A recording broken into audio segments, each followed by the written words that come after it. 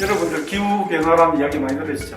요즘은 기후위기 이런 말을 많이 씁니다. 왜 그러냐면 기후변화 속에 우리가 이미 들어와 있고 막대하게 우리에 나쁜 영향을 미치니까 그래서 기후위기라는 말을 많이 써요.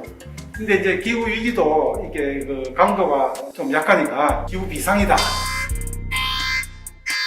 얼마 전 태평양의 섬나라 투발루의 사이먼 코페 외무장관이 기후변화와 관련해 연설을 했던 내용이 화제가 되었는데요. CNN 등 외신을 탔던 그의 연설. 우리는 가라앉고 있습니다. 이게 우리가 처한 현실입니다. 그렇습니다. 그는 바닷물이 차오르고 곧 삶의 터전인 영토가 물에 잠겨 국민들을 이주시켜야 하는 심각성을 호소하기 위해 이러한 수중 연설을 진행한 것인데요. 그렇다면 이러한 기후위기, 아니 기후비상, 극복할 방법은 없을까요? 저는 그 해결 방안을 찾기 위해 서울 에너지 드림 센터를 방문했습니다.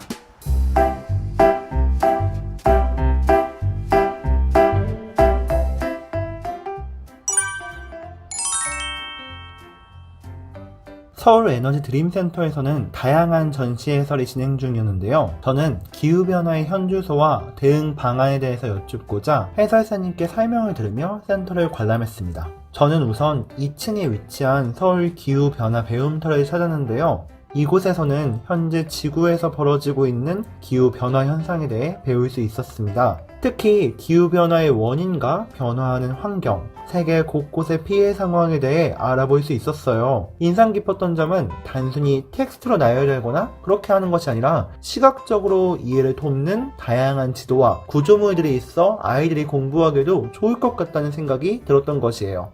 잠시만요. 지금 해설사님께서 설명을 해주시려나봐요. 그래서 이 빨간 거는 지구의 평균 온도, 그 다음에 이 오렌지색은 대기 중에 이산화탄소의 농도를 나타내는데 이게 서로 상관관계가 있다는 걸 여기 나타내네요. 내용을 조금 정리해보자면 최근 기후변화에 관한 정부 간 협의체 IPCC가 지난 9일 늦어도 2040년 이전에 산업화 이전과 대비해 지구온도가 1.5도 상승할 것이라고 발표했다는데요. 이는 3년 전에 예상했던 것보다 12년 더 앞당겨진 예측이래요. 이게 어떤 의미냐고요? 기후재난으로 인해서 생존의 위협이 일상화된다는 것을 의미한다고 해요. 쉽게 우리 체온도 정상에서 1도를 넘으면 미열이 발생하고 1.5도를 넘으면 고열로 치료를 받아야 하잖아요. 벌써 1.09도 상승한 지구는 미열로 앓고 있어요. 빙하가 녹고 있는 것이 그 증거라고 보시면 될 것 같아요. 그럼 원인은 무엇일까요? 바로 인간의 영향에 의한 온난화가 문제고 그것을 세계는 이산화탄소 발생량을 줄이는 방향으로 해결해 나가자고 추진 중이고요. 요즘 탄소 중립 많이들 들어보셨죠? 근데 그렇게 화석 연료를 사용하지 않으면 우리 에너지는 어디에서 얻을 수 있는 거죠? 이제 전기 못 쓰는 거 아니냐고요? 바로 그래서 제가 오늘 이곳에 찾아온 것이에요. 신에너지와 재생에너지, 흔히 합쳐서 신재생에너지라고 부르는 그것들이 중요성과 비중이 증가하는 요즘인데요. 그럼 어떤 것들이 있는지 얼른 저희 1층으로 내려가서 확인해봐요.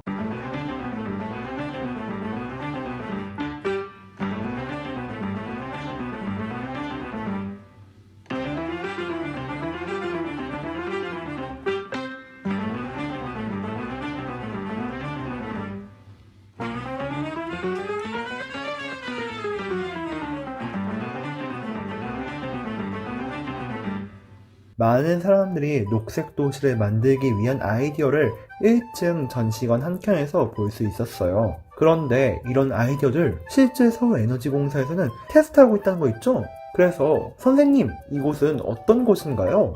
아이디어가 나오면 실제로 리얼라이제이션을 하기 위해서 갖다 붙여보고 테스트를 하면서 데이터를 내고 분석을 하는 거죠. 에너지공사가 제공한 솔라 캠퍼스라는 장소예요. 선생님이 말씀해주신 것처럼 이곳 서울에너지공사에서는 16개의 협력기관에서 생산한 솔라셀 기반 건축자재들의 테스트가 이루어지고 있었어요. 여기 보이시는 이런 신기한 블럭들이 에너지 하베스팅을 목적으로 제작된 거래요. 에너지와 관련된 거니까 효율만 따지지 않을까 했는데 확실히 건축 자재라는 점에서 이렇게 미적 감각까지 추구하고 있다는 것이 정말 많은 부분을 고려해야 한다는 사실을 새삼 깨닫게 해주었어요. 녹색도시 사업은 정말 힘든 일이군요. 그래도 이렇게 정말 다양한 방식으로 연구하고 있다니 뭔가 먼 미래의 이야기가 아닌 것 같아서 새삼 설레는 건 있죠. 잠깐 쉬는 시간에도 이렇게 무선 충전을 할 수 있는 공간.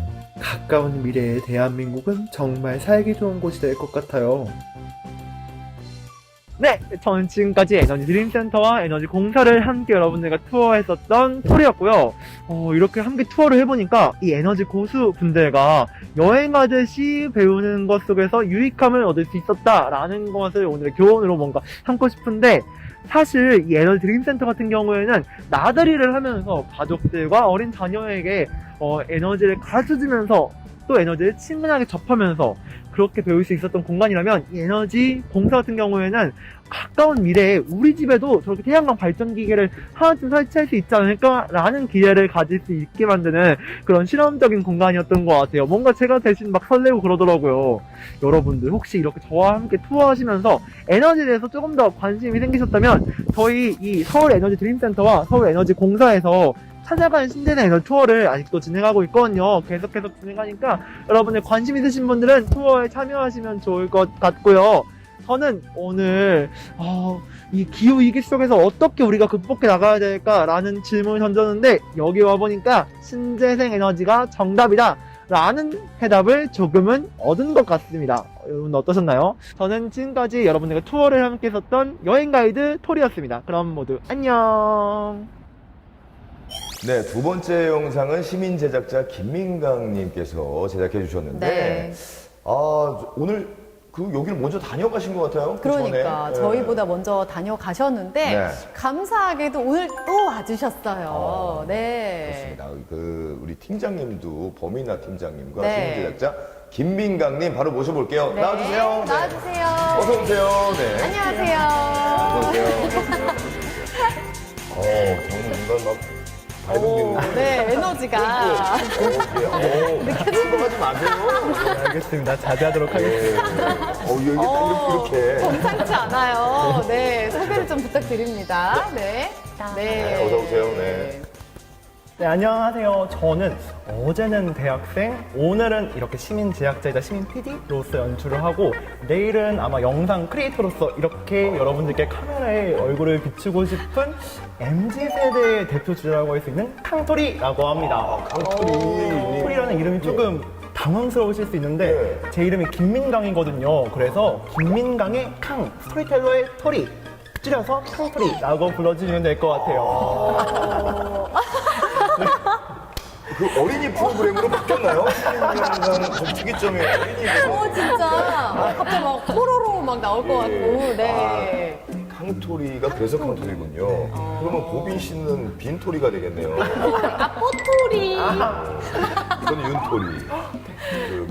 나토리 씨. 네, 범토리라고 해서. 범토리 씨. 어쨌든 뭐 분위기가 굉장히 밝습니다. 네. 오늘 좋네요. 두 분과 함께 재밌는 이야기 좀 나눠보겠습니다. 근데 이제 영상을 보니까 에너지 드림센터도 다녀오시고 또 서울 에너지 공사도 다녀오셨어요. 근데 뭐 이거 촬영하면서 힘든 점은 전혀 없으셨죠? 사실 이 질문을 기다리고 있었는데 네. 정말 힘들었어요 라고 하면 좋을 것 같은데, 네. 이게 워낙에 그랬으면 스토리텔링이 잘 될 텐데 너무 지원을 잘 해주셔가지고 강의해 주시는 분들도 너무 잘 말씀해 주시니까 정말 투어하듯이 즐기다 보니까 다 구경했네? 라는 느낌이었던 것 같아요. 저도 막 이렇게 얘기해야 될 것 같은데. 팀장님도 이렇게 얘기해 주세요. 네. 여기가 제로 에너지 건축물이라고 말씀을 해주셨는데 그게 어떤 거예요? 영이라는 뜻이잖아요. 그래서 합쳤을 때 영이 돼서 제로 에너지 건축물인데, 시브 요소, 그랑 액티브 요소. 네. 일단 좀 어려운데요. 그죠. 조금 생소해서 어려우실 수 있는데 쉽게 제가 풀어. 강토리님이 많이 심심하실 것 같아서 또 질문을 드리고 싶어요. 예. 여기 말고 또 에너지 공사 쪽을 다녀오셨잖아요, 직접. 네. 예, 그쪽 상황은 어땠는지 좀 자세하게 좀 전해주시죠. 네. 에너지 공사 앞에 나와 있는 김민강 인턴 기자라고 어떻게 거기까지 가게 될 것 되셨습니까? 같은데. 네, 에너지 공사에 제가 또 어떻게 가게 되었냐면, 또 이제 제가 또 보여드릴 게 있는데, 뭘 또 갖고 오셨어요? 이게 저희 그 서울 에너지 드림센터하고 에너지 공사에서 함께 지금도 진행 중인 프로그램으로 찾아가는 신재생 에너지 투어가 있거든요. 제가 이번에 촬영을 하면서 직접 이 투어에 참여해 보았는데 네.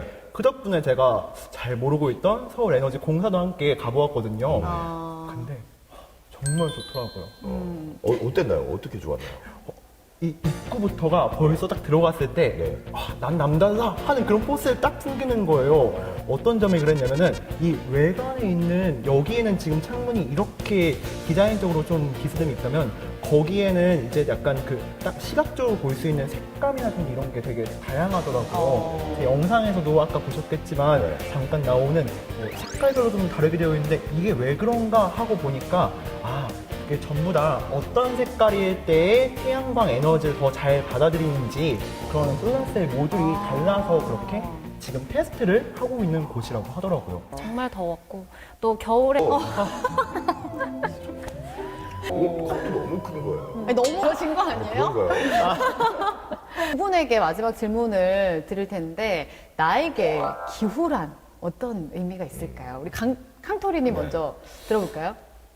나에게 기후 위기란 기후라고 생각하는데 이게 왜 그러냐면은 하나씩 고쳐나가고 조금씩 습관을 바꿔나가면은 기후 위기가 너무 그렇게 걱정하지 않을 만큼 사소한 문제가 될 수 있을 거라는 기대를 가지고 바람을 가지고 소망을 가지고 그게 기후가 될 수 있게 네. 우리가 일상 속에서 하나씩 습관을 개선해 나가자라고 준비를 해봤는데 아니요, 진짜. 멋졌어요. 네. 아이디어도 좋았고, 기후란 기후다. 기후다. 네. 나중에 그게 기후였다라고 아, 생각할 네, 만큼 네. 우리가 잘 대비를 하자. 많은 의미가 있는 거예요. 네. 어떻게 보면 되게 간단한 문제일 수 있어요. 우리 모두가 관심을 가지고 조금만 줄이려고 노력해 나간다면 정말 별거 아닌 걸 수도 있는데 극복할 근데 수 있습니다. 네. 그걸 알면서도 그냥 이대로 계속 지속된다면 정말 뭐 좀 위험해질 수도 있잖아요. 맞아요. 네. 네. 자, 팀장님. 팀장님. 아직 부담이 되네요. 다음 순서로 하려고 몸짓 좀 랩으로 하실래요? 준비한 게 없어요. 예. 전 너무 도잼으로 준비를 아니 해서 어떻게 비트 깔아드니까 비트. 나에게 기후란 일상이다라고 말씀드리고 싶고요. 네.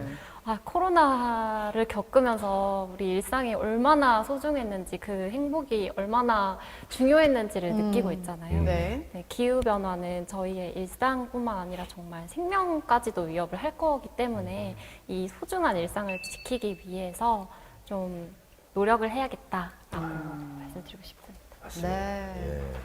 우리가 일상의 소중함을 뭐 놓치고 있는 경우가 많죠. 맞아요. 그러다 보니까 이런 위기도 닥치는 거고 기후 변화에 잘 대비해서 정말 일상이 되기를, 네. 편안한 일상이 되기를 그런 바람이 있습니다. 네. 오늘 아주 에너지 넘치는 두 분과 함께 한 시간이었던 것 같아요. 네. 네. 오늘 기분이 좋습니다. 저는 이렇게 한 번 뵙기가 너무 아쉬워요. 나중에 또 다른 주제로 또 좋은 영상 제작해 주셔가지고 네, 진짜. 다시 나와주셨으면 좋겠어요. 약간 타우린 같은 존재세요. 항상 준비하고 있겠습니다. 예, 준비하고 계세요. 예. 네, 오늘 두 분 감사합니다. 감사합니다. 감사합니다.